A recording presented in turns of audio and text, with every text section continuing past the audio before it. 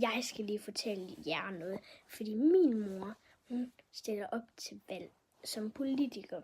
Hun stiller op for Venstre, Christina Kunz, og please, I vil være så søde, hvis vi stemmer på hende. Jeg kan lige vise jer noget her, fordi jeg hjælper min mor, så folk vil stemme på hende, så hun kan komme ind. Så nu skal jeg lige vise jer noget her. Så har jeg lavet sådan nogle her. Vil du gerne stemme på Christina Kunz fra Venstre? Ja, nej.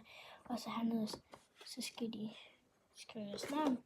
Herovre er den bare lidt anderledes, for det står på min mor. Og så er det egentlig sammen. Der er lidt forskel med farverne, men det vil gøre mig rigtig glad, hvis min mor hun kommer ind til valg.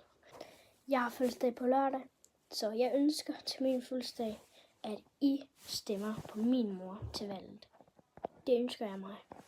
Og jeg har fødselsdag den 1. november. Og det er jo på lørdag. Så bliver jeg far og får gæster. Jeg får også gæster på søndag.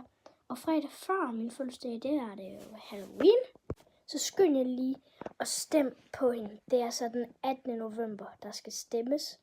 Jeg vil blive så glad og taknemmelig for alle jer, der gider at stemme på hende. Og det er jeg sikker på, at hun også gør. Så skynd jer og stem på hende. Det skal altså lige siges, at man skal bo i Kolding Kommune, for at kunne stemme. Så alle jer, der bor i Kolding Kommune, stem på hende. Så vil jeg blive rigtig glad, og det gør hun også. Det er jeg sikker på, hun gør.